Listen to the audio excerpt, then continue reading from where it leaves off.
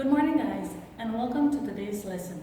Today we're going to be looking at something that is very important when looking at sentences and when we're doing our writing and even when we're speaking. We're going to start off by looking at two words that you are familiar with, and those two words are subject and verb. So what do we know about subject and verb? We know that the subject is who or what our sentence is about, and our verb is the action done by the subject. Now, when we look at those two, and when we're writing sentences or speaking, we must make sure that these two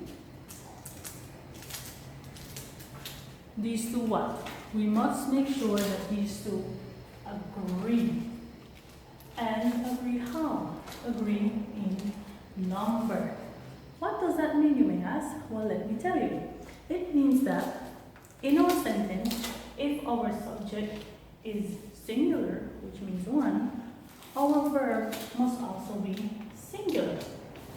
And it also states that if our subject is plural, which means more than one, that our verb must also be plural. Okay, so how do we go about doing this? We go about doing this by looking at our subject and looking at our verb. We need to find our subject and see if it's singular, then we use a singular verb, or if it's plural, we use a plural verb. Now, how do we call all of this? The name is right here. Subject, verb, agreement.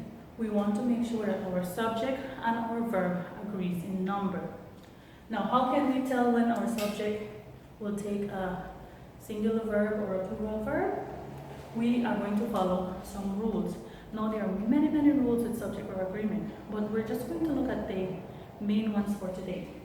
So, our subject verb agreement rules state that, and we're going to look at rule number 1. If our subject is singular, which means one, we will add an S to the verb.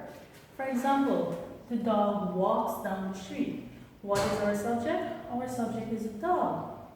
What is our verb? Walk. But because the dog is only one, singular, we're going to use a singular verb. And verbs form their singular by adding an S to it. So the dog walks down the street. Now, rule 2.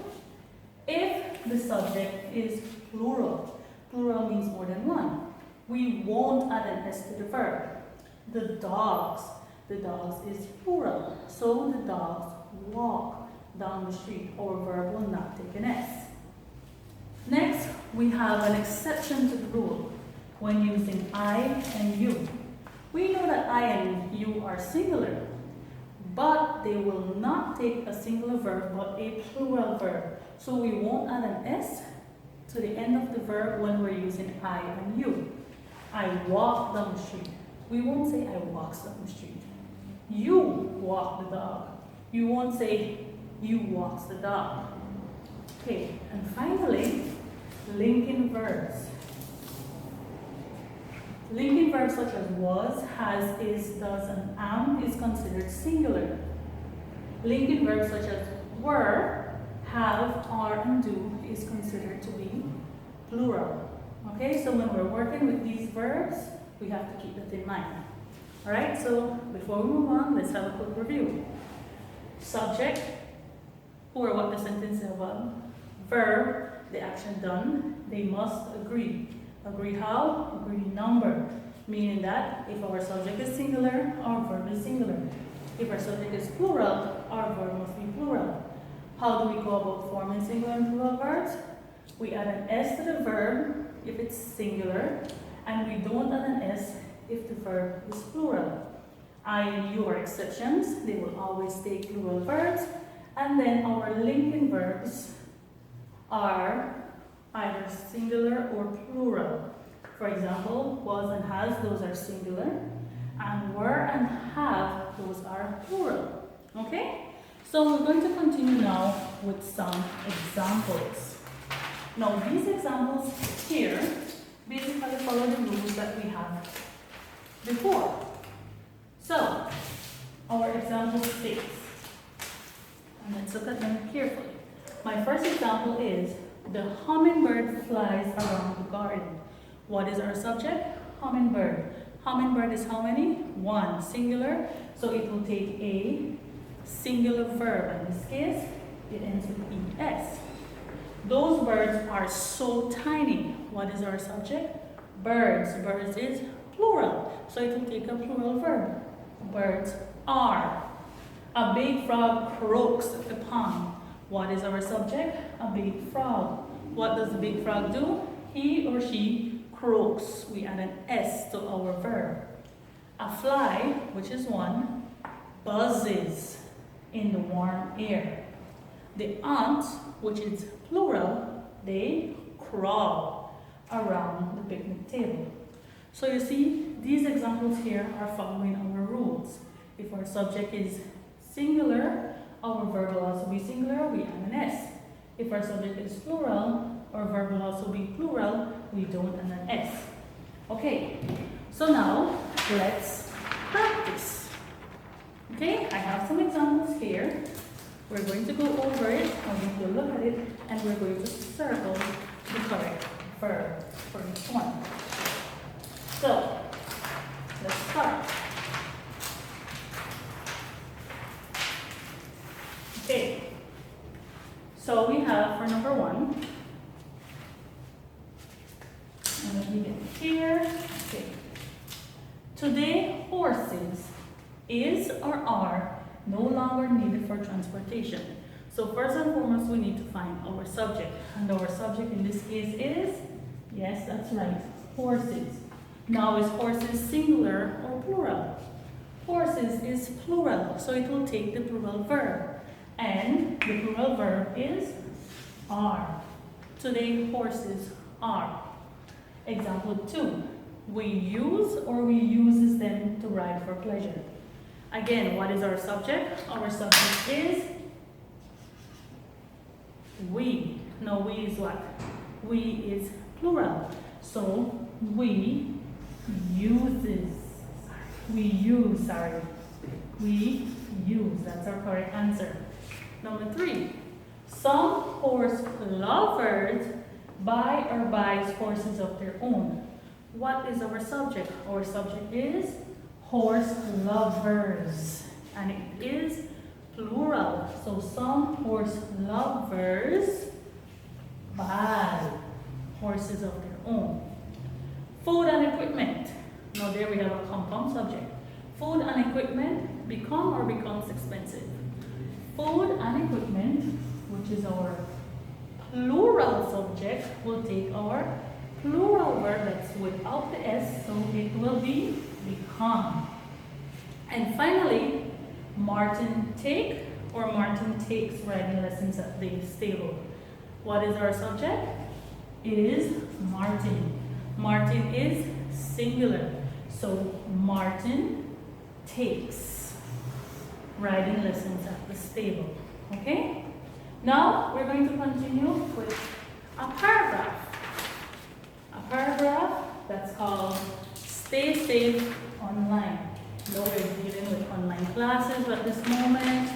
So we just have a short little paragraph that tells us more about it. Okay. Alright. Let me get over here. So we have Stay Safe Online. The internet is or are an extraordinary resource. It enables us to find information, chat, listen to music, and play games. People do or does their shopping online. They download or downloads movies. Everyone uses the internet these days. So you take a look at it for a minute, and then we're going to go over it. Okay, so while I'm here, you guys can also go over it as well and see what the answers are. Okay, so let's begin. The internet is or are? The internet is. Internet is singular, so it takes a singular verb. The internet is an extraordinary resource. It enables. It, that's right, enables. It enables us to find information, to chat, listen to music, and play games. People People do or people does? People do. They're shopping online. They also what? Do they download or do they download? They is what? They is a plural subject, so you could take a plural verb. So they download without the S. Move it. Everyone. Everyone use or everyone uses the internet these days. Everyone is considered as a group, an indefinite pronoun. So everyone uses. Everyone is a singular subject, so we take a singular verb, use it. Okay, so I know you guys did it excellent, so great job on completing this paragraph. Alright, so lastly, let's go over it once more. Subject verb agreement, that's what we have been doing. So here we have two characters. We have our S, which is Susie subject, and we have our V, which is Victor verb. Now Susie and Victor say that they work together, so they agree. Alright, so what does that mean? It means that if Susie's subject is singular, then Victor verb will end in an S or S, like the examples here. One dog is sitting on the grass. One dog, that's the subject, it's singular, so the verb will be is, which is also singular. Now, if the subject, Susie's subject is plural, then Victor verb will have no S behind him. For example, two dogs are sitting on the grass. What is the subject? Two dogs, which is plural. So Victor verb is also going to be plural, which is are. So two dogs are sitting on the grass. Okay, so there you have it, guys. Subject verb agreement. So you must remember that whenever we are writing, that our subject and our verb must agree in number. It means that if our subject is singular, then our verb must be singular. And if our subject is plural, then our verb must be plural.